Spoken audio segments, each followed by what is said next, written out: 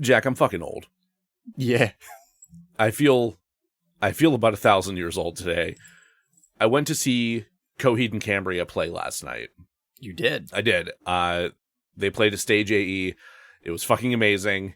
And my God, I thought I was reserved at this show. I didn't dance a whole lot. I knew I was standing on muddy ground. It was like an outdoor show. Yeah, it was. Yeah, nice. See, Stage AE has this outdoor section to it, so Okay. that if they're not doing indoor shows, basically the back end of the indoor stage is the outdoor stage, and it's like a little mini amphitheater. It's a really good setup, but it also rained during yeah, it did. like from like the tail end of the opening act through part of the main support. It rained pretty good. And so it was, yeah, so like I'm trying to like keep my footing on the mud and everything, and now like today my back and my knees are just like fucked. Were you soaked? Did you get soaked from? No, I had a poncho. Okay, I think actually, you know what? First time ever I've gone to a show. I'm waiting in line to get in the door, and a scalper has ponchos for sale. $5. I got a poncho. It was fine. I was taken care of, and it saved my merch. Nice. Oh yeah, that would have sucked. Yeah. I've never seen a scalper with his holdings that diversified before. It was kind of great. Nice. I felt like that the pain that I'm feeling today has got me thinking, given the subject matter we're talking about here today, right, if I had to replace any part of my body with bionic parts, what would I do? So I'm curious, Jack. What do you think? What would you go for? Oh, I thought you were going to ask what I should get for you. Like you were my girlfriend. I'm curious about that too. Okay. But yeah, no. Let's do you first, so that I can sit here and pain for a minute longer. Initially, I was trying to be, I don't know, a little bit more helpful, and I was like, oh, I will have water hands, and people can drink water from my fingers. You mean like a little squirt gun? Yeah, if you're thirsty. Okay. Because you said water hands, and immediately I thought you meant hands made of water. I was like, that's weird, and also like elemental and not bionic. Right. No. But if you got like a hydraulic system of some sort. If you think like a fountain drink machine, but just water and it's coming out of my fingers. But then I You're realized like a little sody fountain. I realized I would have to carry that water around with me. Like it's just not going to come out of nowhere. You would have to have storage for it, yeah, because otherwise, who knows what's coming out of there. Right. So I switched it up and decided to go a little bit more chaotic, in which I am able to manipulate sonics. Interesting. So some for myself, like I could create white noise, brown noise in my head to chill the fuck out. Okay. I could, like there's certain pitches that have an effect on people, such as like sound that makes them go crazy, or like makes them all spooky, or like shits their pants. I knew you were gonna go there. Which, as far as I'm aware, is theoretical, but it can't be real, right? They have figured out how to make people puke from certain sounds. Wow, really? Yeah. Oh, I guess that kind of tracks, is when cops use that like LRAD shit, it has some pretty nauseating effects. Yeah. I'm not happy that I know that, or that it exists. But I hate that that's why I know that. Yeah, that's also why I know that. Fuck. But yeah, like sound manipulation. Basically, the Black Panther character Claw, but not from the movies at all. Sure, like the original Ulysses Claw. Right. Yeah. But the not Smeagol Claw. Right. Except for he's not very, very creative in the comics. He's just like, it's loud. I mean, you could do some other stuff. And he's like, but loud. So that Claw doesn't have a mixtape that's out there somewhere. No. Okay. Jesus. Belinda says she wants telescoping arms because she's tiny and wants to be able to reach stuff on the top shelf. That would have a number of applications that I'm sure she would find. Yeah. Just, I'm sure she'd have fun. She would grab so many butts. She would grab so many butts. You know she would too. Yeah. Belinda, our community pervert from our 50 Shades of Grey episode. God, I mean, my brain is so back-centric right now, but I was thinking earlier, it might actually make more sense to have a bionic core. Okay. Like, just completely get rid of, like, my stomach. Mm-hmm. Well, no, not my stomach. I want to be able to eat still. But, like, the muscles around it, like, turn that into some kind of, like, perpetual motion machine so that it's constantly, like, keeping its balance and also keeping my metabolism going at a decent rate and, doing stuff that makes me not hurt so damn much. So it's like, supporting everything around it. Yeah. No, yeah, that makes sense and is definitely better than what I was going to pick for you, which is, again, kind of sound-based powers, but you're able to shatter glass and concrete with your laugh. Kind of like amplifying that. Yeah. So, like, in a dangerous situation, you'd have to find some humor in it, or it really wouldn't be effective. Some nervous laughter. Right. Yeah, coping laughter. Right. And then any other time, we'd have to have, like, a special helmet for you. Oh, God, I'm some kind of awkward Magneto. Yeah. That's your name, actually. This is awkward Magneto. No, it's awkward Magneto. Awkward Magneto was never right. Oh, sweet Jesus. Well, with that out of the way, thank you, everybody, for joining us. Welcome to DeRazzled, the podcast where we take award-winning worst films and fix them, except during our second unit episodes. So welcome to DeRazzled's second unit, where we will be continuing our journey into development hell. For those of you who joined us for our first foray into the Amory Wars, thank you. I appreciate that. And I welcome you back now to our next journey into a movie that never fucking happened. The $6 Million Man. I'm your host, Joe Nealis, and with me, as always, is also host Jack Culbertson. Yo. Jack, what do you know about the $6 Million Man? Before we started working on this, I knew that he made Sweet, Sweet Love to a Bigfoot. Yes, canonical. And he had a really dope theme song that I think was used for a car commercial. Probably. I think it was probably used for a lot of commercials. Right. Sweet tracksuit. And that dads watched it when they were growing up. It is definitely a dad show. That 100%. And like the Incredible Hulk. Yeah, it's definitely on that level. Yeah. Absolutely. I had very similar familiarity with it, mostly because of Venture Brothers and mostly because of older family members who would reference it, and just all around references to it throughout pop culture. Oh, yeah. Because even aside from the Venture Brothers, like, all throughout the 90s and early 2000s, like Bionics and the idea of like this super enhanced fella are just all over the place. I mean, even Family Guy fucking did one. Yeah. Oh, also the sweet fucking action figure. Oh, it was so a good action figure. I do remember that. It was like G.I. Joe sized, like full G.I. Joe sized. Yeah. It had a bionic eye. You could peel its skin back to reveal the robotic arm underneath. That's fucking wild. Yeah, there's a bunch of cool shit. I love it. It was I think Kenner's first venture into action figure making. God, if only Kenner had not like fucked up and gone under and everything. How like, did they fuck up? Because they had Star Wars. I know, yeah. I know that I have heard this story before. I'm pretty sure they talk a lot about that on like the Toys That Made Us on Netflix. Okay. I'll watch that show sometime. Oh, you haven't seen it? No. It's very good. Okay. You would love it. The Barbie episode in particular is very good, and so is the Hello Kitty. Oh, Hello Kitty. Yeah. I don't know that story. I know a little bit about Barbie. So some of the episodes get absolutely wild. The like wrestling, the WWE toys are that's a pretty good one too. Anyway, entirely different podcast. Entirely different podcast. Yeah, so we didn't really have a base knowledge of the show itself. I still have at this point not watched a single episode of the $6 Million Man. You did, however. I did. I watched it wasn't a pilot so much as it was originally made as a TV made movie. Okay. That they recut for the show. Yes. So I watched that. That wasn't bad. It was the first 20 to 30 minutes was awful because it was like 70s. It made for TV. Just editing, slow, bad editing, bad pacing, exposition dumps. I've heard people bitch about how they used to show characters walking from one area to the other, and then they discovered they could just cut, and people would be like, "Oh, I know exactly where they went because cutting." Yeah. Then I watched this. I'm like, "Oh, they really did just show astronaut Steve Austin walk down this hall into the other room," and I'm looking at my watch like, my God. Why are we watching this shot? This could have been a one part. Yeah, it really could have been.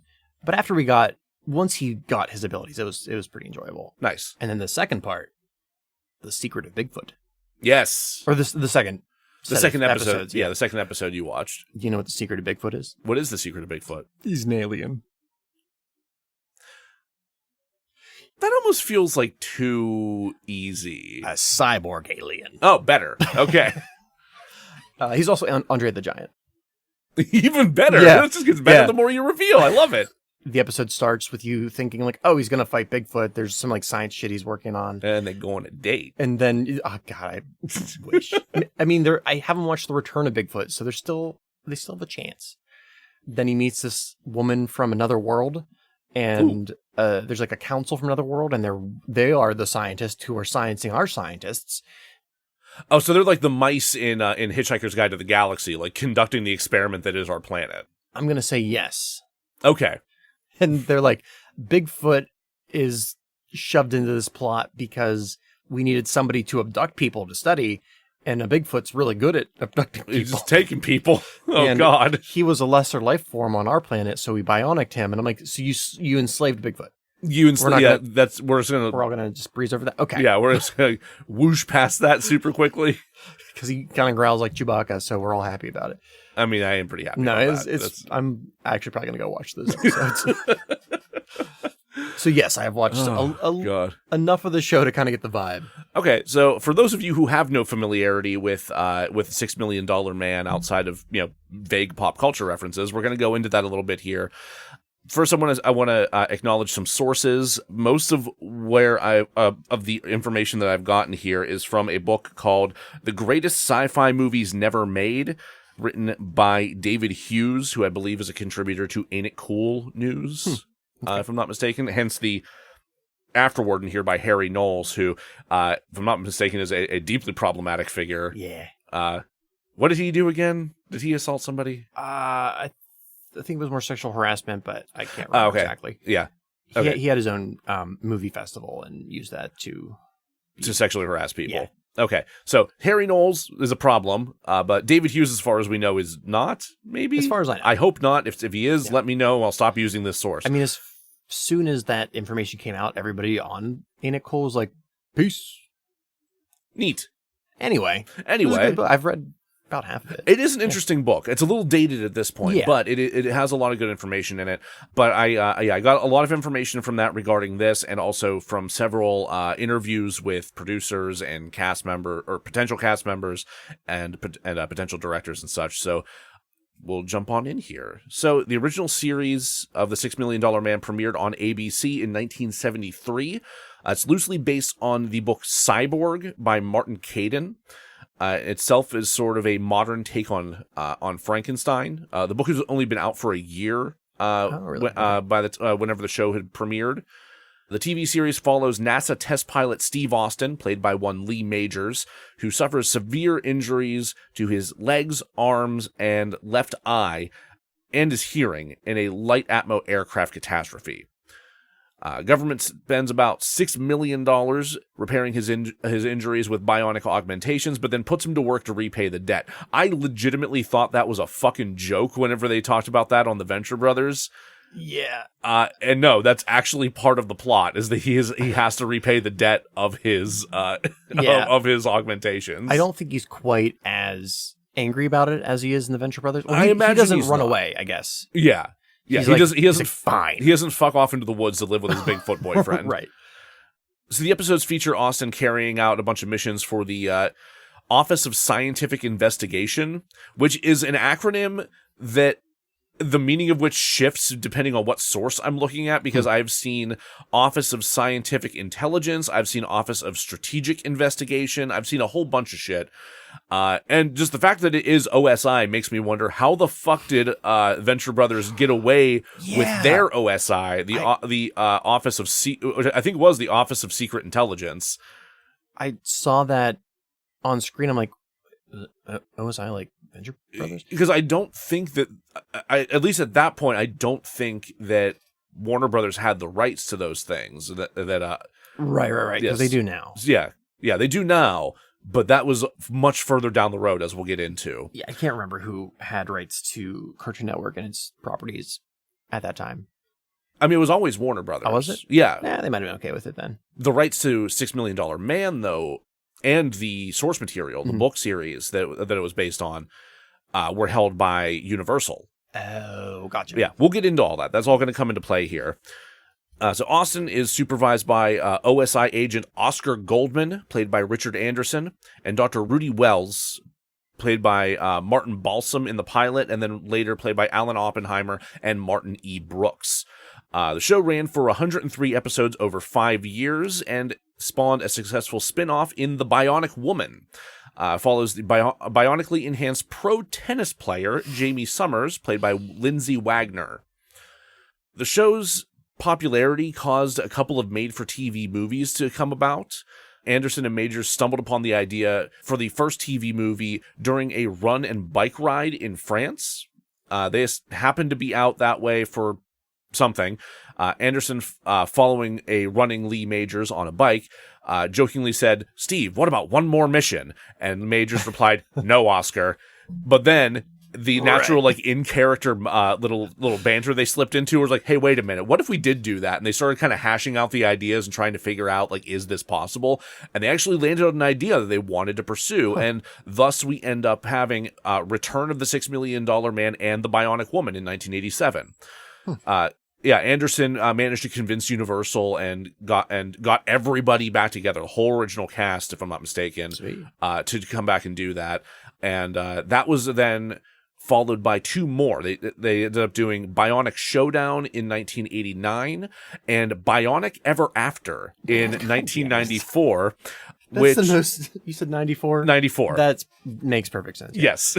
So they convinced Lindsay Wagner to come back for that one because they kidnapped her dog. And no, specifically, well, she was like, you have to do something like really interesting for me to come back. And that really interesting thing for her was you have to let Steve and Jamie get married because she felt like they owed the audience that. Okay. So they did. So they were married in 1994 in this movie. Bionic Ever After. Bionic Ever After. Yes. Before we get into the actual attempts for them to make a feature-length adaptation of this, let's take a little bit of a break, and then we'll come back and we'll dive on into that information. Great. Welcome back, everybody. So we're, again, talking about the attempts to adapt The $6 Million Man to a feature film, of which there were a handful. The very first attempt to do this spawned during the filming of Bionic Ever After. Anderson got the idea for a big screen version of the series, mostly because he was seeing all these other shows that had aired around the same time coming up big on the big screen. So you got your Star Treks, you got your Addams Family, your Fugitive, your Mission Impossible, all of those finding box office success, which I didn't realize Mission Impossible was a TV series before it was a Tom Cruise money machine. It's weird, isn't it? Yeah, it's a weird thing to think about. I didn't realize The Fugitive was a series. I did know that one. I don't know why I knew that one, but I did know that one. And of course, Addams Family is just, so fucking good. So the very first attempt, Anderson's friend, producer Jim Jacks, known for The Mummy. Which one? I'm pretty sure the Brendan Fraser. Okay, all right. Yeah, you're all right. He's all right. Yeah. So Jim Jacks offers the very first attempt for a script to an up and coming indie film star, Kevin Smith. What year was this? This is 1994. This is all happening like alongside Bionic Ever After happening. I think Smith actually like completes a draft of a script in 95. I was like, I know I'd heard Kevin Smith in relation to this property at some point. I had no idea where. This is why. What had he just done? Clerks, right? That's all he had done at that point? Maybe Mallrats? That's so weird. Let me double check the date on Mallrats real quick. Like, I love Clerks, but I would not watch Clerks and think this guy could do the $6 Million Man. Oh, no, Mallrats was 95, so he was like literally working on Mallrats as he was offered this. How weird. Yeah, very strange. But, I mean, Kevin Smith, right? Giant comic book nerd. Yeah. This is exactly the kind of thing that he would have a lot of fun with. Yeah, so he pitches a story to Jax and Universal exec Nina Jacobson over dinner, and they love it. They tell him to write up a draft. They tell him to finish it up, polish it up, send it over. He suffers immediate writer's block. Like it becomes Kevin, no. It takes him so long to write this damn draft. Mostly because like he would get up in the morning and be like, oh, fuck, man, I don't know what the fuck the $6 Million Man does today. Like, I don't want to save the world with him right now. I can't think of anything. And he'd just be kind of stuck in a rut for a while. But he eventually broke through. In 1995, he delivers a script. And he decided to 1996, actually, he delivers a script, and he decided to approach it like a comic book. That's what caused him to break through. Right. So we open with a break-in at OSI HQ, during which a bunch of bionics are stolen. Steve Austin crashes and suffers severe damage to his legs, one arm, and his left eye during his last mission, before being able to retire and spend his life with his fiancée, Jamie Summers.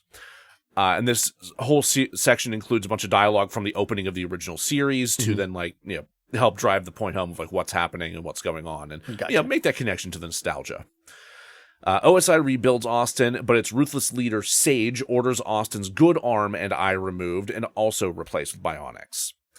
His skin is also replaced with a substance that allows him to change his appearance at will, both face shape and color. Okay. And is also covered in a bulletproof dermal coating. I was waiting for that. Yeah. Yeah, so he's nigh indestructible and also can race bend, which is a weird choice, Kevin. Kevin, no. This isn't fact at all, but I'm gonna assume he read the issue of The Punisher where the Punisher becomes black and was like, "Oh no, nice! What a great idea!" I had no idea that was a thing that happened.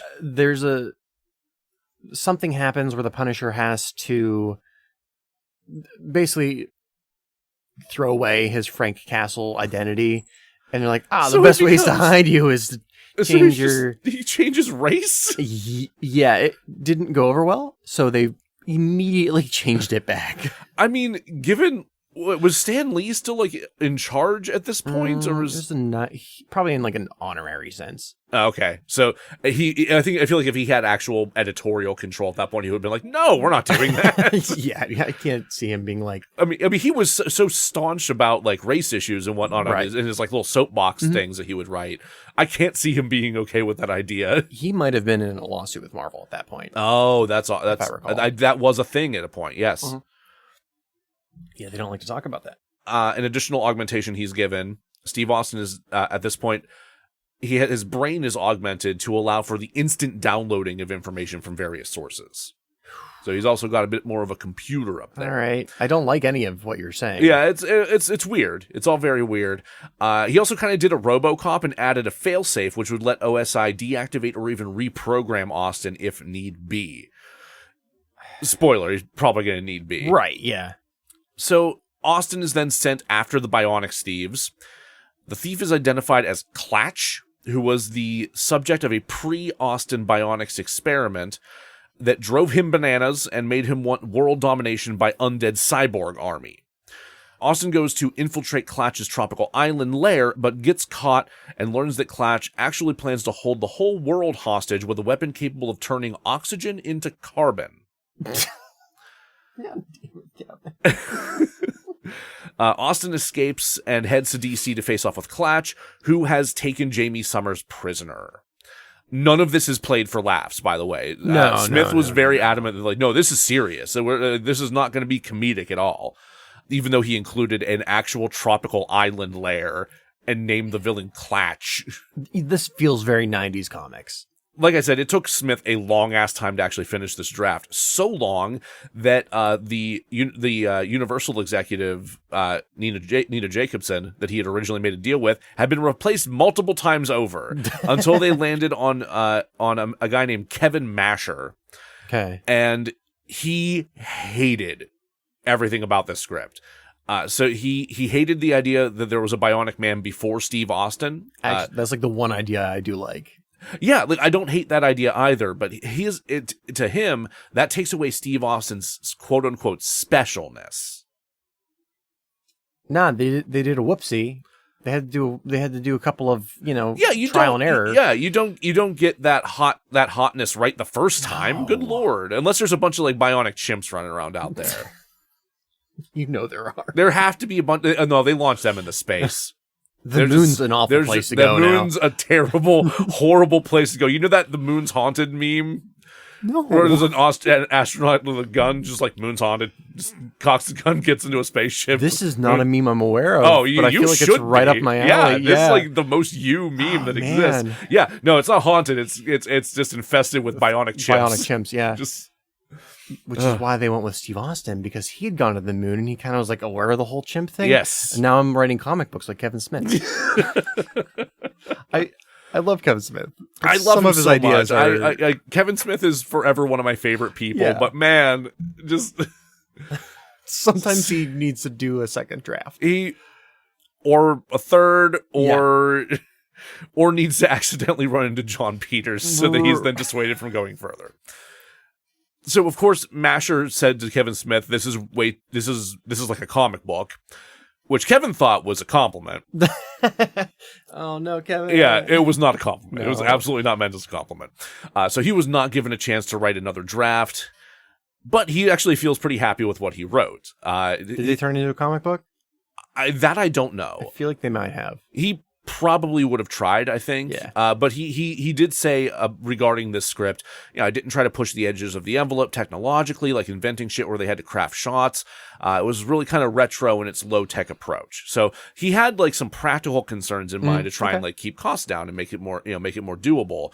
But Hollywood, and he wrote what he wrote. Right. They didn't like what he wrote. So they scrapped this idea and they decided to go with a whole different approach. So second attempt, Universal wanted to honor their commitment to the project, but they needed to appoint a new team as everyone Smith had been working with was gone, with the exception of Anderson. So he's the only one still kicking. He's the only one from the original show that's still like, no, we have to make this happen. Do you know if they, for Kevin's script, do you know if they were originally going to reuse Lee Majors? No, if I'm not mistaken, Lee Majors was never in consideration to actually play the $6 Million Man in any after of these. he'd gotten married. After he got married, yeah. Right. Yeah, I think the idea is they were going to go with fresh actors for this. Gotcha. With the exception of Anderson, he was going to reprise his role, but that actually that comes up later. Great. So Universal assembles a brand new team to go for the second attempt. We have producer Lawrence Gordon, known for Predator, Field of Dreams, 48 Hours, Die Hard, Event Horizon, the 2009 Watchmen. All of the Hellboy movies, including the most recent one, Boogie Nights, and K-Pax. I like K-Pax. I actually kind of enjoy K-Pax. I mean, it's problematic now. But fuck Kevin Spacey, right. But K-Pax was kind of interesting. Yeah. The director they choose to bring in is Paul W.S. Anderson, not Paul Thomas Anderson. Yeah. So he was known. He was actually a collaborator with Lawrence Gordon, as they had both worked on Event Horizon. And he was also known for, weirdly, a bunch of video game adaptations, because he directed Mortal Kombat, he directed Alien vs. Predator, he directed a couple of the Resident Evil films, and the recent Monster Hunter film. Did he do Blood Rain? No, that was Uber Bowl. That's right. Don't bring that motherfucker up. No. Listen. We'll inevitably have to do an episode about him. Oh, God. I watched that movie for two reasons. Meatloaf and Boobies. Oh, that's right. We did talk about the fact that Meatloaf was in that. It was in front of me, and I was like, "What is this movie? Meatloaf, Boobies? All right." I hate that I did that. Yeah, no, that was a trap. Yeah, it was a trap. The Resident Evil movies are maybe the first one still holds up, but everything after that, it goes off the rails pretty hard to my recollection. Given I haven't seen anywhere near all of them, but there's far too many of them. No offense to Mila Jovovich, but holy shit, there's too many of those movies. Well, she was married to the director, right? I think that's why they keep cranking them out. Really? I think so. Is it a Melissa McCarthy, Ben Falcone kind of situation? Sure. God damn it. And that was before I played the game, so I can only imagine I would hate them now. Oh, no. Yeah. Don't do that. All right, so for writing, they brought in another Gordon collaborator, Stephen E. D'Souza, known for 48 Hours, Die Hard, Street Fighter, Judge Dredd, The Return of Captain Invisible, Jumpin' Jack Flash, The Spirit, The Running Man, and several episodes from Tales from the Crypt and Knight Rider, as well as Hudson Hawk. And the main reason he was brought in for this, he wrote... one of his earliest gigs, he wrote for the $6 Million Man and the Bionic Woman. Okay. So he's got experience with the franchise.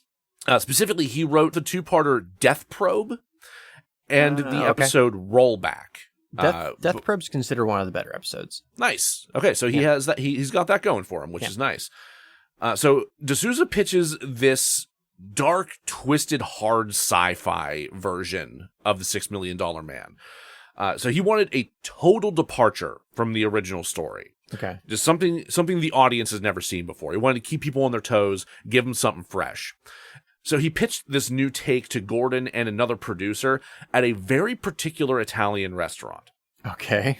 I don't know the name of the restaurant, but he chose this very particular Italian restaurant because of their very particular style of breadstick. I'm going to read an excerpt here from David Hughes. It's Wario's. We're going to go with it's Wario's. It's Wario's. Right. Yes, he went to Wario's Family Pizzeria and Pasta Trough. Right. I was mad at the word pasta trough, but then I was like, wait a minute. Wait, it's Wario. No, that's perfect. Pasta trough sounds delicious right now. It sounds great. I'm so hungry. So he begins this pitch. Yeah. It's Cape Canaveral. They launch a mission to this space station that's up there now, bringing a nuclear-powered module that requires incredible finesse to attach that will upgrade the station. So we build up this incredible mission and the critical work of putting this thing together, and our guy is selected for this job. A very gung-ho, retro, extremely militant, flag-waving character so he can be disillusioned later, and we can put him through an incredible emotional ride. He's also the most experienced spacewalker. And because it's so secret, the other people on the crew, a mixture of civilians and scientists, even they don't know what he's doing. Now remember, the audience has been programmed throughout all these years of reruns that he's going to crash when he lands. But he goes out and does the spacewalk to connect the two things, and something goes wrong. This module is hot, and it's moving too fast, and it's going right toward where it's supposed to dock with the space station, and there's a misfire on the rockets that make this thing move, and it's moving too quickly, and it's going to hit the station. But Steve pulls the umbilical. He saves everybody. He saves the station. And he looks up and realizes he's partially between the space station and the module. So the entire time he's speaking and giving this pitch, he's got his hands under the table. God damn it. Because he's futzing with breadsticks. He's doing a thing. He makes the breadsticks into the shape of a little man. So he puts it all together in just such a way that it's going to burst apart in a very particular way. So at a crucial moment of the pitch, he brings the figure onto the table, took Anderson's water glass, and smashed it down onto the figure in such a way that it crushed one of its arms and both of its legs. They went, "Oh, unbelievable! That's fantastic!" They all went. Everybody fucking loved it. They loved the presentation. They thought it was an amazing idea. They were like, "Yeah, we're gonna pitch this to Paul, and we're gonna come back and we're gonna make this happen." I liked the pitch. I was very confused by the breadstick man. Yeah. I don't know why he needed the breadstick man. Everybody knows what limbs Steve Austin loses. We've all played Hangman before. We know what a human body looks like. Yes, we've all gone to med school, Jack. We all understand those very scientific Hangman diagrams. You didn't go to Waluigi's School of Medicine? It's right beside Wario's spaghetti trough.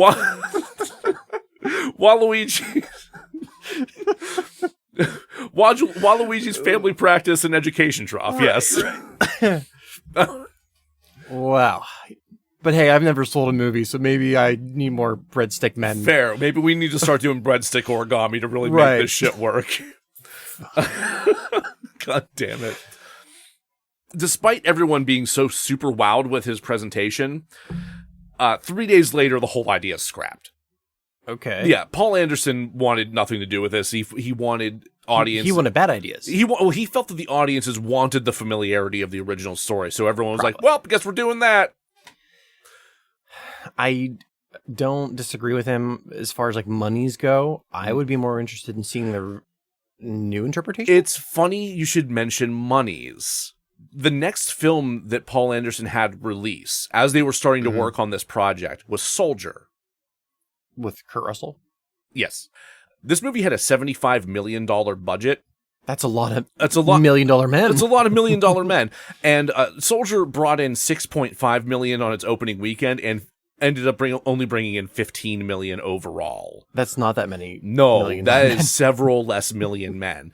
Universal sees this happen and goes, oh, fuck, maybe this guy doesn't know what he's doing. So they drop Paul Anderson and this entire version of the project because they genuinely didn't think that he could make this work. And that was brilliant on their part, and everybody should have followed. You'd think so. Yeah. So the project, again, fails, and it sits in limbo for a couple more years. Fast forward to our next attempt. Rumors start to appear in 2000, around April of 2000, that there is actually a version of the $6 Million Man being developed that's a comedy.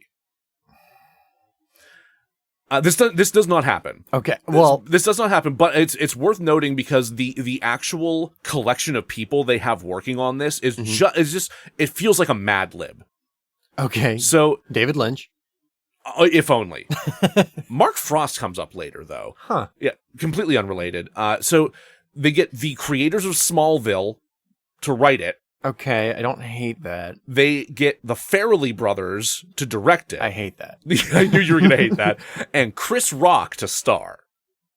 And Chris Rock was like pumped. Chris Rock was like, I can't wait to do this. He never got to do this. But I am confused. I don't hate the idea of Chris Rock doing this. I don't like the idea of the Farrelly brothers, especially that era of the Farrelly brothers doing this. No, that sounds horrible.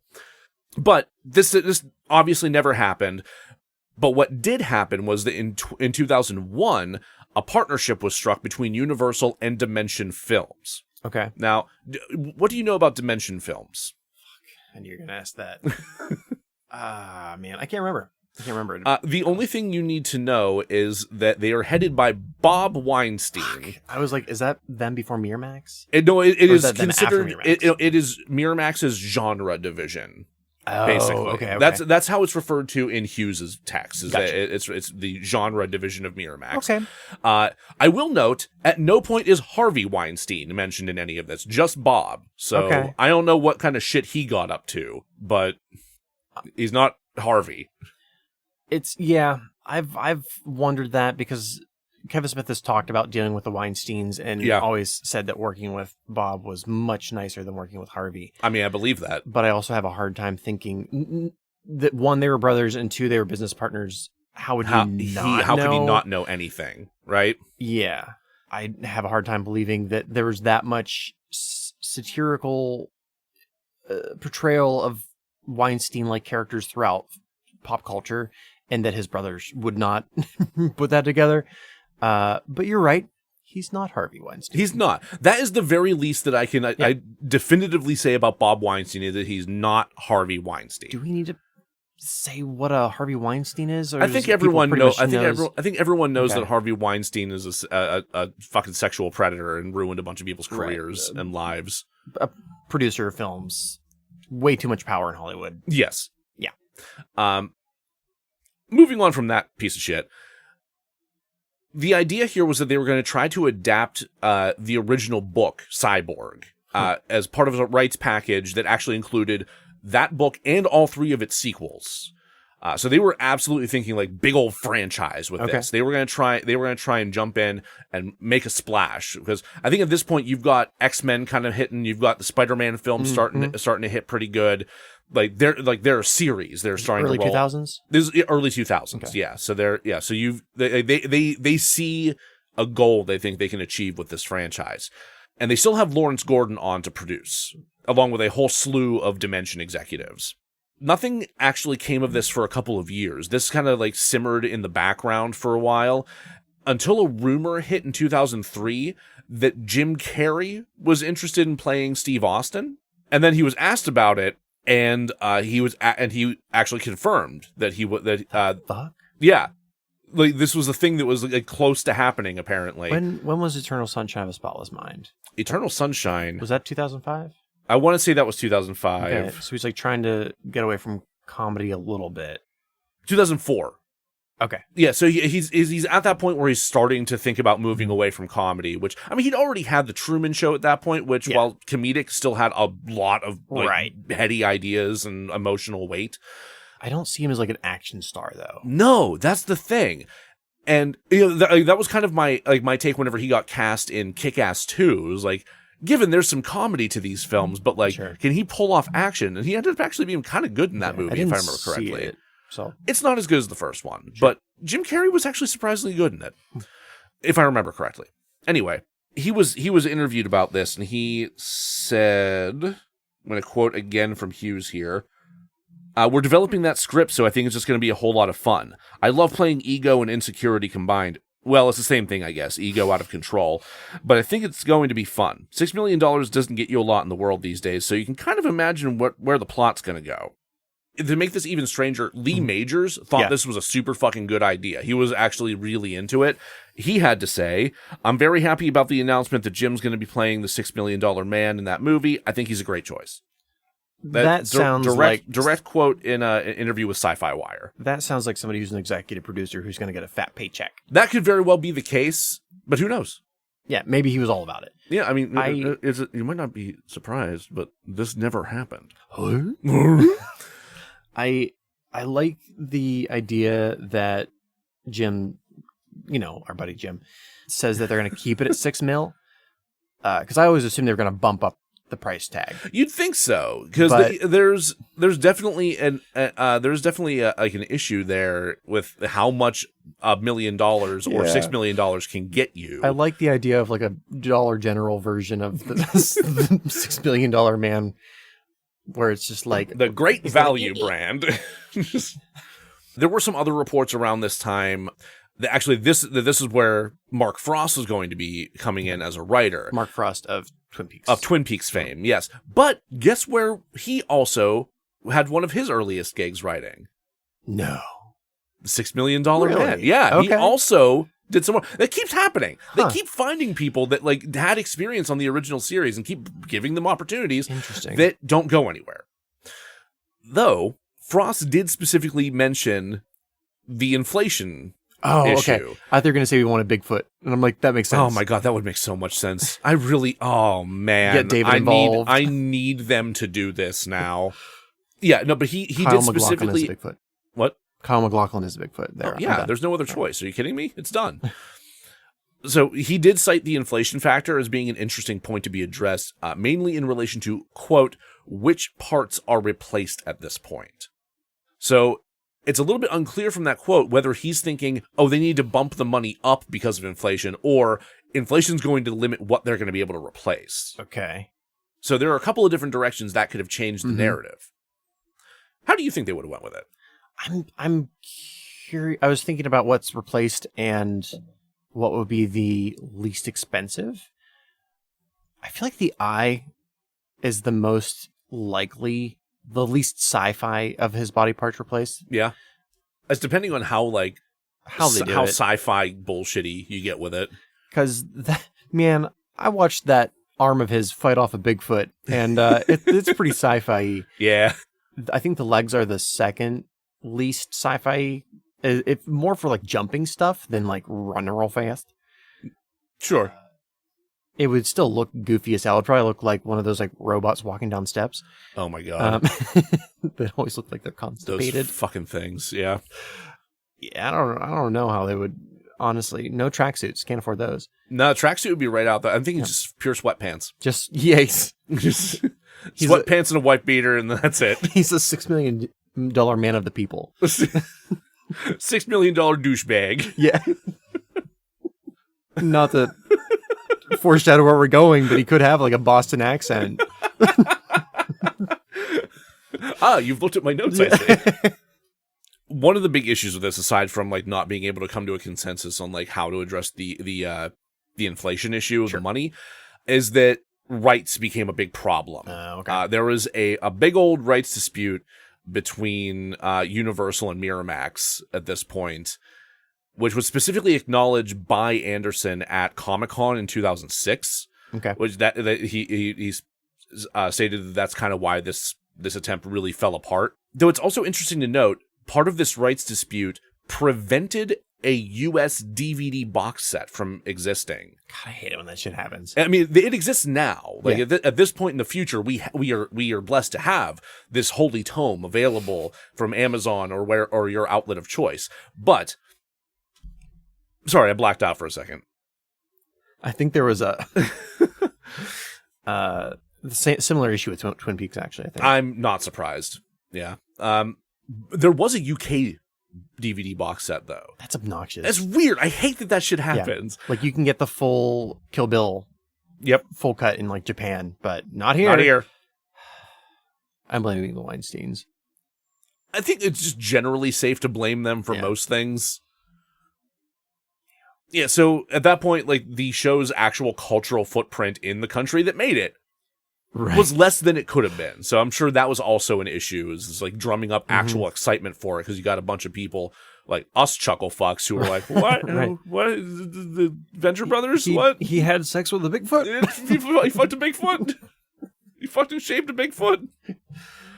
Did they do that? Oh, that was the first time we seen him, yeah. Shaved Bigfoot was something he hadn't seen before. So we fall into radio silence again for years. For almost an entire decade at this point. Until 2014. A new adaptation gets announced from Dimension under the title The $6 Billion Man. So we're finally addressing the inflation. We're finally bringing this to a more current state. But before we really jump into that, let's take a break. Yeah. Welcome back, everybody. We're finally getting to the modern era here. We're finally getting to the $6 Billion Man adaptation of this franchise. 2014, this was originally pitched to be directed by Peter Berg and starring Mark Wahlberg. Do I know Peter Berg from something? They both collaborated together on the film Lone Survivor. Aside from that, I'm not entirely sure of Berg's filmography. I didn't look into him as deeply as I did the other folks. Before we get too deep into Marky Mark, sure. I should probably come out and say that I'm not a big fan of his work and have not, therefore, watched pretty much any of his movies except for The Departed. Yeah. Okay. Yeah. That's it. This is the least surprising thing that you've told me in about 5 years. Just, I do know that he got into a fight and permanently blinded a man. Was this the hate crime that he committed? Yeah. Yeah.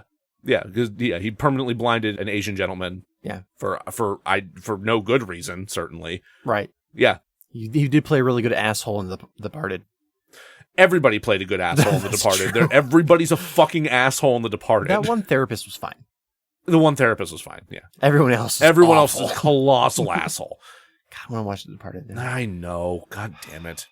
So the goal for this film was to get a 2016 release, but it had to contend with Wahlberg's schedule, much as we talked about with some of the Amory Wars stuff last episode. Right. So at this point, he was also slated to shoot Daddy's Home and Deepwater Horizon.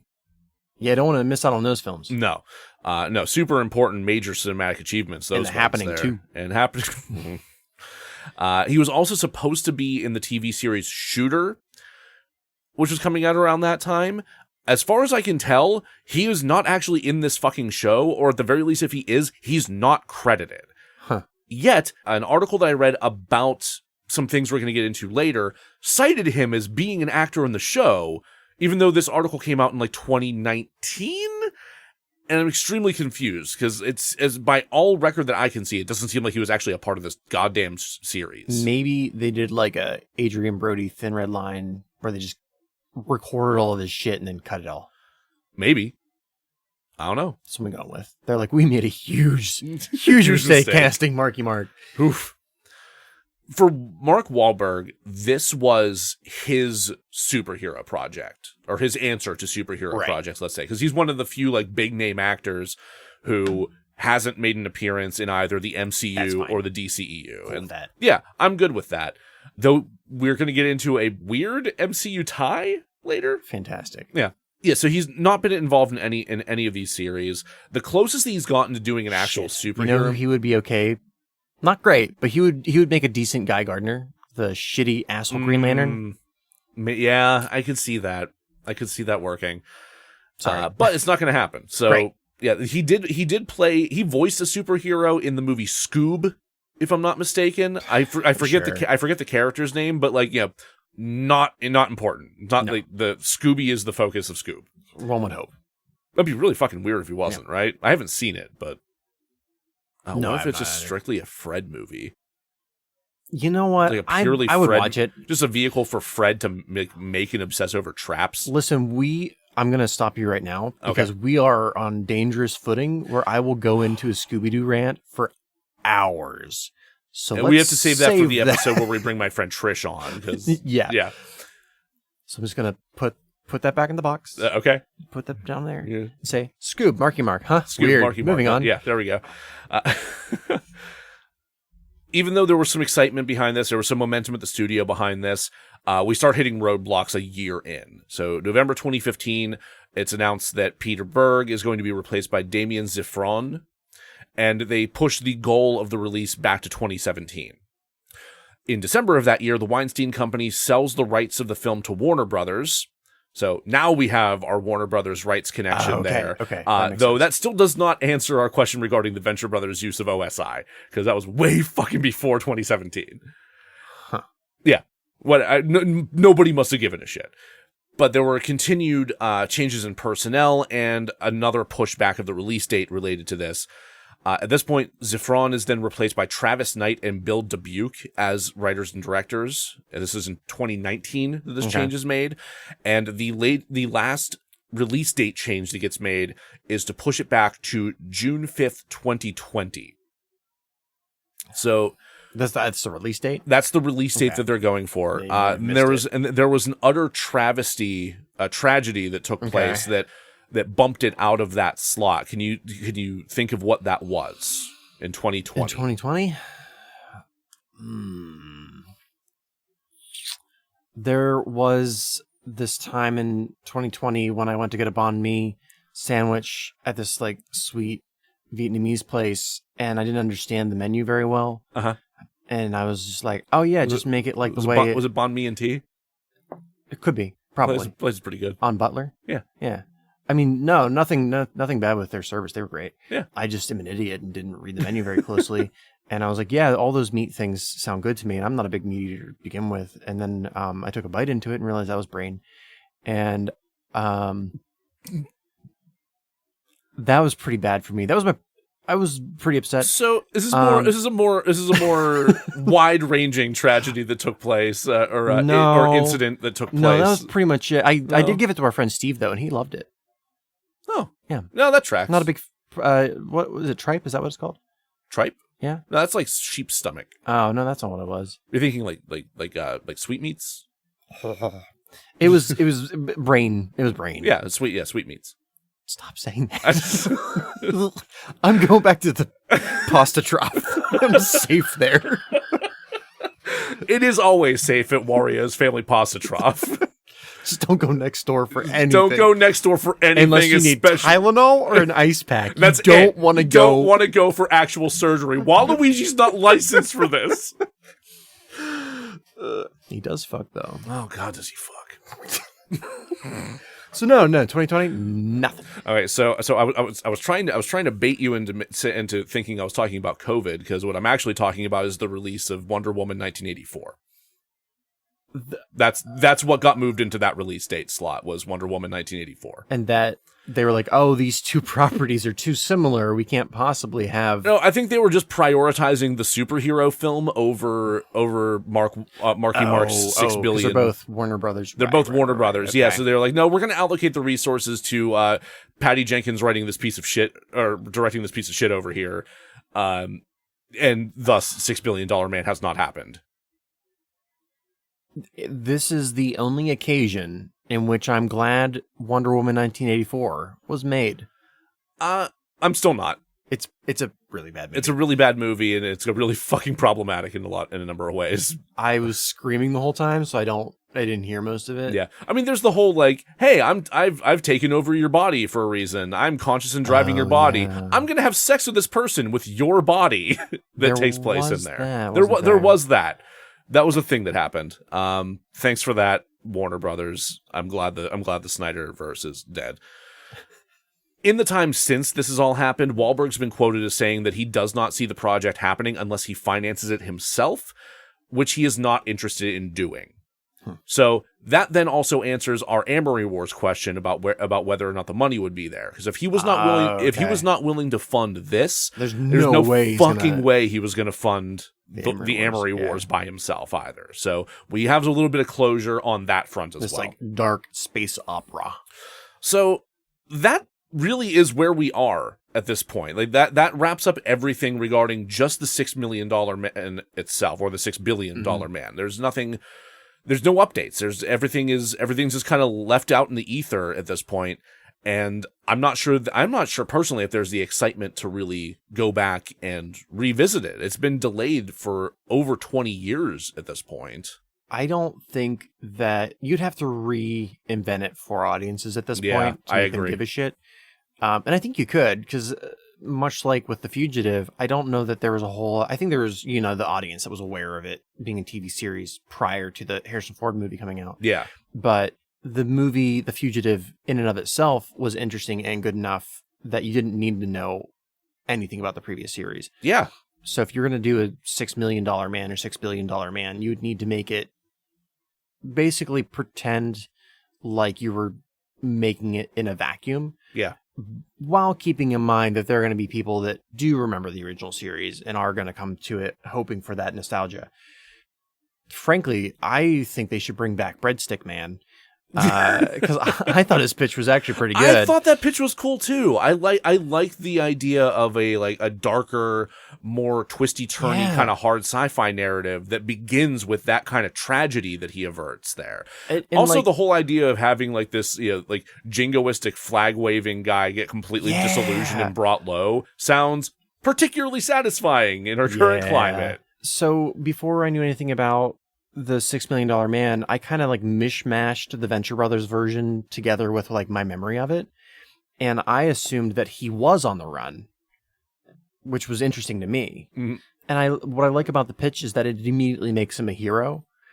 Whereas in the original, it's like his ship was tampered with. I don't think we learned that in the pilot though. I was not aware of that. I mean, he doesn't learn it. We do as an audience. It's pretty implied. Okay. So I think this property could work. You just need to have it in like really good hands. And I don't know that a studio is going to care enough to take that leap. They're going to see, IP, let's make money off of this IP. And then they're going to make a shitty nostalgia film. I mean, they didn't, if I'm not mistaken, they didn't include any $6 Million Man iconography in the background of anything in Space Jam 2. So I guess that tells you how much. I mean, hey, maybe I'm wrong. If I'm wrong, and there is actually a Steve Austin or Jamie Summers hiding in the background of all that hell that is Space Jam 2, let me know so that I have another reason to be mad at this fucking movie. No, they had to make room for the nuns from the Devils. Oh, right. My bad. A reference that every child understood. Every child totally gets that one. Yeah. Except for that one child who actually get it, and I'm like, you are really cool. Your parents are awful. You're gonna be sweet. You're gonna be deeply troubled. Deeply troubled. But super interesting. Good company. While that wraps things up really for the $6 Million Man, it doesn't wrap things up for me with Mark Wahlberg. Okay. So this is the second time that we've done one of these. Yes. And it's also the second time that we've run into Mark Wahlberg. Uh-huh. And given that in and of itself doesn't sound like it's that weird. I mean, he was the highest paid actor in 2017. Okay. He is a very prominent and prolific actor. What the fuck did he do in 2017 that he got money for? A bunch of shit, apparently. Okay. He also does a ton of producing work as well. So like he's bringing in money that way too. But it still feels weird that we're running into him this frequently already, right? Right. 2 for 2? Come on now. I hate that you're leading somewhere with this. I can smell it. Well, I might not be leading where you think I'm leading, because I alluded during our guest spot on the Moose Lounge that I may have learned something about Mark Wahlberg. And I didn't want to say more at that point because I stumbled on this idea on like kind of shaky foundations, because it was like a headline of a clickbait article. Sure, right. And the clickbait article was suggesting that Mark Wahlberg was looking to retire and focused exclusively on faith-based endeavors. Now, it is no secret that Mark Wahlberg is a devout Catholic. He has been his entire life. He is extremely into that whole practice. He reads the Bible or goes to mass, one or the other, every single day. Apparently, so he says. I will say in his favor, at least he does publicly say that he refuses to force his ideas on his children. I appreciate that. Yeah, that's nice. I'm glad. I'm hoping that that's actually accurate. Right. So, but the reason this all actually came to reach clickbait proportions, right, was because he said something along those lines in the during promotion of one of his more recent films, Father Stu. It's a movie where he plays an ex-boxer turned pastor who goes on to inspire a bunch of people. Okay. Yeah, I don't know a whole lot beyond that about this movie, with the exception that Mel Gibson's also in it. Okay. Yeah. So in interviews for this, he's basically said that he's considering retiring sooner rather than later because he wants to spend more time with his family. That's the thing that he's found he really cares the most about, and it's getting harder and harder for him to spend prolonged periods of time away from his family, which makes sense. Fair, I get that. But he specifically says that it would have to be more roles like Father Stu. And he says in the interview, maybe not specifically faith-based, but substantive, something that has the potential to help other people. Okay. Given his devout belief, I'm not entirely sure what he means outside of faith-based at that point. Right. And you can have a religiously leaning film that is not specifically faith-based. True. I think that Silence, the Scorsese film, is very... Scorsese is very Christian. Yeah. Very, very Christian. Oh, yeah. No, he's pretty open about that. You see that in the film. Me, as an atheist, I had no problem watching the film and enjoying it because it's these two characters. It didn't feel like a faith-based film where I'm like, you are preaching to me. Sure. It's these two characters that are fighting with being Christian, I think, Jesuit priests in feudal Japan. Oh. It is gorgeous. I think it's a crime that's not talked about more. And the reason it's called Silent is because so much of the movie is so quiet. But the violence is... There's a scene where one of the torture methods for one of the people that said they're Christian during feudal Japan era, which was illegal, is just tied up on a stake by the ocean. Oh, just God. allowed to have the ocean just take him. Yeah. Holy shit. Yeah, it's weird because before I saw it in theaters, not our Scott, but Pirate Scott. That's what Belinda calls Scott from New York. Oh, okay. Yeah. Because he has gorgeous pirate hair. That's true. And kind of an Earl Flynn mustache. Yeah. We were both kind of on the verge of a panic attack going in to watch it. And just the sound design of the film dropped mine out. I was like, I haven't been this calm in forever. Pirate Scott, however. Oh, no. He's like, the carnage, the torture. I'm like, no, I've calmed me down pretty well, actually. Anyway, it if you could have done that exact same film as a faith-based film, and I'd be like, yeah, it doesn't make sense. But you could also do it as just a movie for the people, and you can interpret it however you want, and have it still be beneficial with your Christian beliefs. Okay.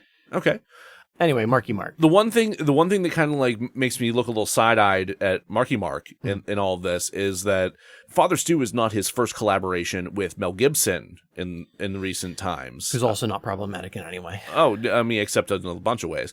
So, so the first time that they worked together, at least as far as I'm aware, was Daddy's Home 2. It came out in 2017. Uh-huh. So, for me, the question regarding Wahlberg is how long has his faith been impacting his filmmaking choices? I was going to ask that. And what role is Mel Gibson playing in that? And how does the remainder of his career play out from here? Here's my suggestion. There was a time when Mel Gibson was canceled. Yes. And people really liked him. Moms really liked him. My mom really likes him. My mom really likes him. Yeah. and they didn't want him to go away. Yeah. So they were like, we need to just make a couple of comeback movies. They're like little indie, and you can sneak back in.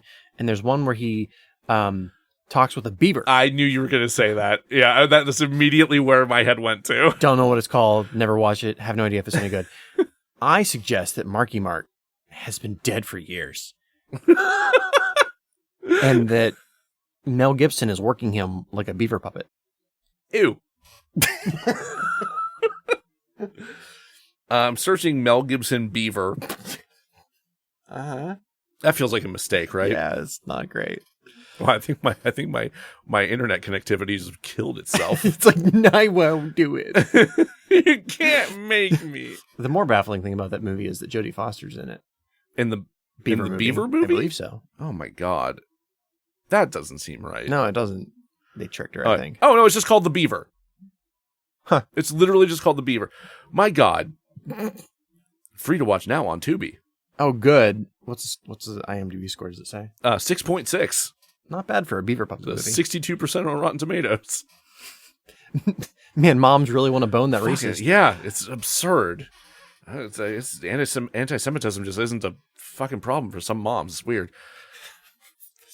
I should say that is a problem for my mom. I was going to say that. Right. Yeah.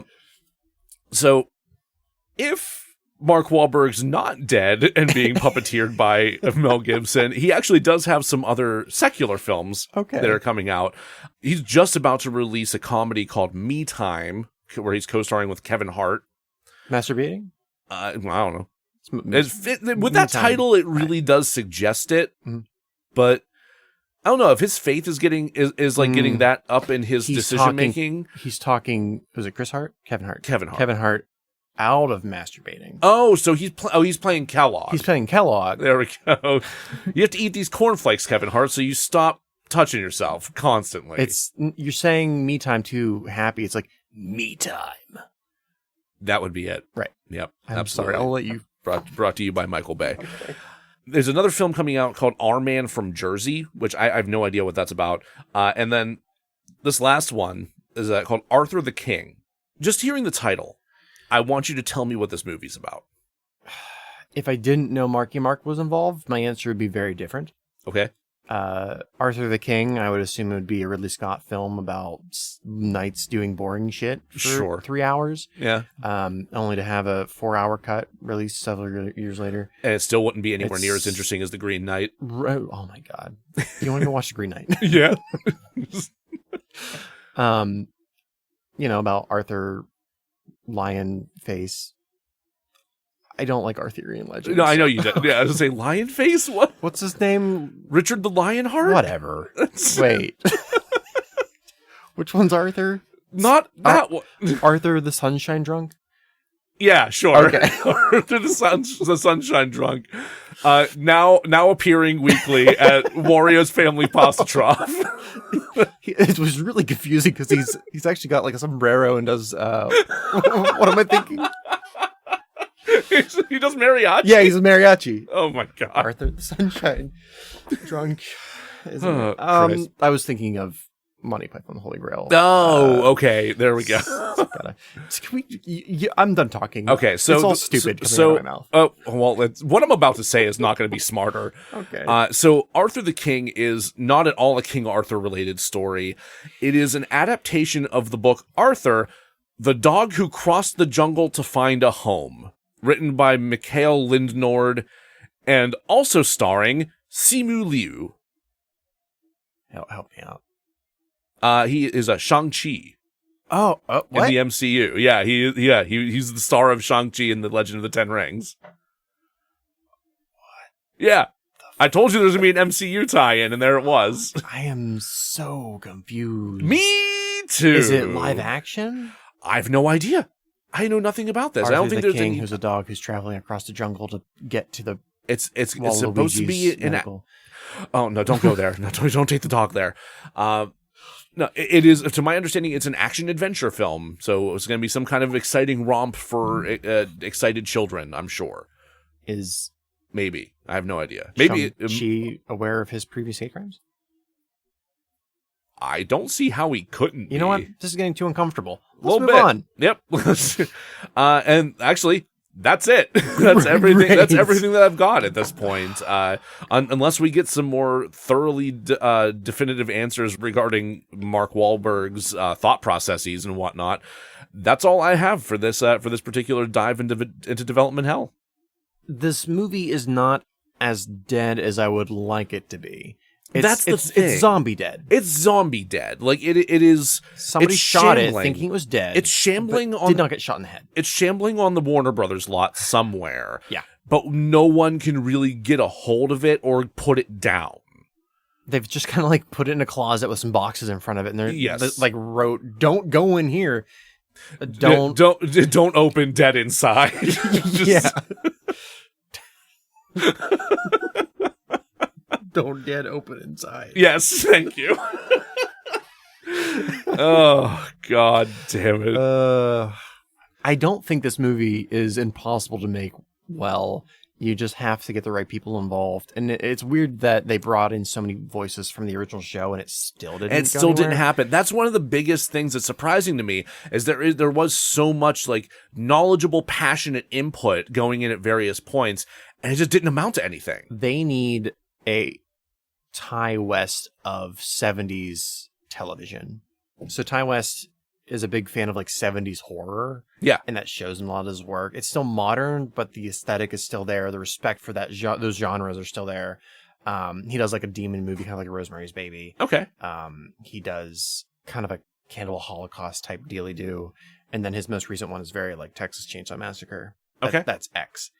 Oh, that's yeah. Okay. I knew I recognized that name. Okay. Yeah, I have not watched a movie of his and not enjoyed it. There is a movie he's disowned that was like a sequel to a movie. It was like when he was first getting started. And what's the movie? It's like I can't remember. It's maybe it's a 2. It's a like sure House of the Dead Babies 2. Waluigi's Dead Baby House. Waluigi's Dead Baby's House 2.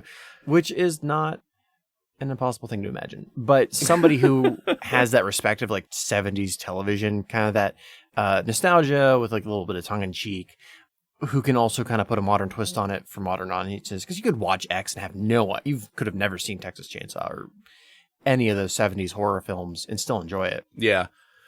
It's interesting that you should say that, because there was...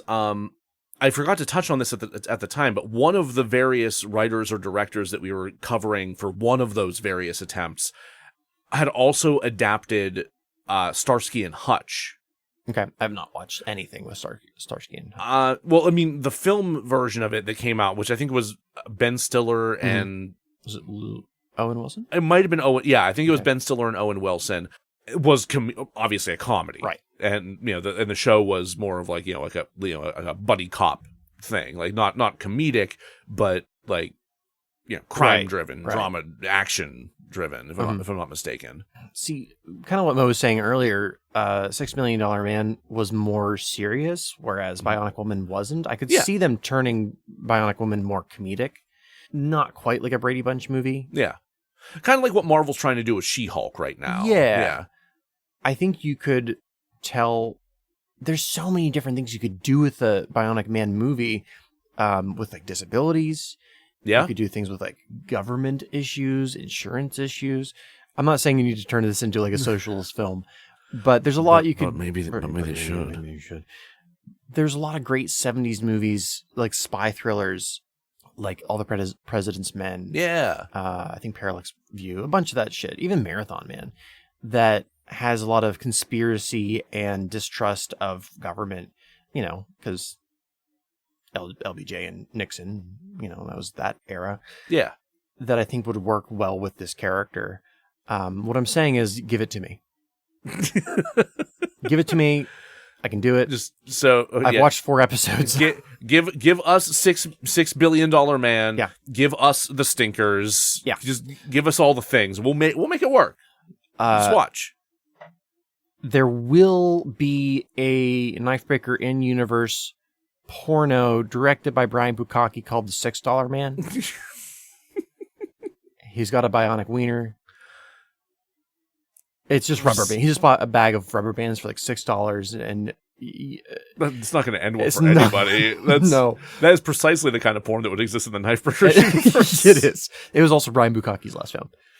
That explains a lot, actually. Oh, that's why he's out of the game. It fell off because of the rubber bands. Yeah, couldn't do the Bukacki anymore. This is a weird running gag. Yep, it really is. Especially considering most of it was not on mic. That's a special treat for those of you who tuned in early. It wasn't on live either, Jack! No, it was on Instagram. I think it was just Becca. Becca was the only person. Oh, yeah, no, that's right. That did happen. And maybe her parents. Oh, God. Anyway, well, thank you, everybody, for checking us out here tonight. I hope you enjoyed this installment of Development Hell with the second unit. If you have not already, please rate and review and share the show as widely as possible. I want to thank Josh from the Talking Smack podcast for rating our last couple of episodes, 5 stars on Good Pod. So thank you very much for that. Check them out. Their show's a lot of fun. And if you're not following us on social media, you can find us on Twitter at DeRazzledPod, on Facebook at DeRazzled Podcast, on Instagram at DeRazzled_podcast, and on TikTok at Dullboy_Jack. Yarp. Yes. And as of today, day of recording, yes, we have merch. We have 3 fantastic designs: Bleach, Community Pervert, and Classic. The sweet DeRazzled logo you've all come to know and love. There are more designs in the works. There's some stuff that we had immediately demanded upon jokes hitting in certain episodes that we are working on. We're trying, right? We're trying. It's just 2 of us. We've got a lot going on here, and to be honest, Jack is doing the designing himself. So I'm having a lot of fun, but capitalism is crushing my soul. Also, yes. And my hands. Yeah, also, yes. But yeah, check all that stuff out. There's a lot of really cool stuff on there for not bad prices, honestly. I think it's if you used Redbubble before, first of all, there's a lot of discount codes. That's true. We'll probably put out a little baby code at some point. Yeah. But it has more shit than you could ever want. Just the weirdest things that I didn't know I wanted our logo on. If anybody gets that weird fucked up backpack, please take a picture of you wearing it so that we can share it. I don't know what happened with that, but it's great. It's like, I imagine the people who love really ugly pets would be attracted to this. They're like, it's so ugly, it's cute. Yes. Also, the DeRazzled shower curtain. The shower curtain is pretty hilarious. The mini skirt is still the best thing on there. The mini skirt legitimately looks cool. Works. I don't think I have the hips for it, but I might. I definitely don't have the hips for it. Yeah, I honestly, I think most of the merch is just going to be bought by us, but you can have some too if you want. Yeah, please do. It's on our website, DeRazzled.com, or we're going to post it everywhere. Yeah, the Redbubble link is currently in our Twitter feed as well, and I'll be adding that to our link tree so that it is easily accessible. August is honestly kind of a really big month for us. We have a lot coming up. We have a lot. This episode, obviously. We also just dropped Mommy Dearest as of the same day as this recording. I feel like it's one of our better episodes. It's one of my favorites that we've done. My partner Becca came on and guested on that, and she was fucking great. Please check that episode out. It's so good. It was intelligent and dumb. Both of my favorite things. It was intelligent, dumb, and nuanced, which is in all in equal balance. And it's astounding. Then we have 2 requested episodes coming up. We have 2 requested episodes coming up. So the next, partially due to Jack's death by capitalism that's taking place. As he's looking for a new job, we're going to go a little bit easier on ourselves, and we're going to jump into The Room for our next episode, which I know nothing about. Which Jack's going in as blind as humanly possible, and it makes me so fucking happy. We'll have a couple of special guests to come on for that one as well, and then there's a football. There is a football. And then after that, we'll be jumping back into Development Hell with Superman Lives. Yes. And that's going to take us into September, which at that point will have been available for your ears for an entire fucking year. I'm sorry. We're both deeply sorry, and we love you all very much. Thank you so much for checking us out here. Thank you for letting us razzle dazzle you.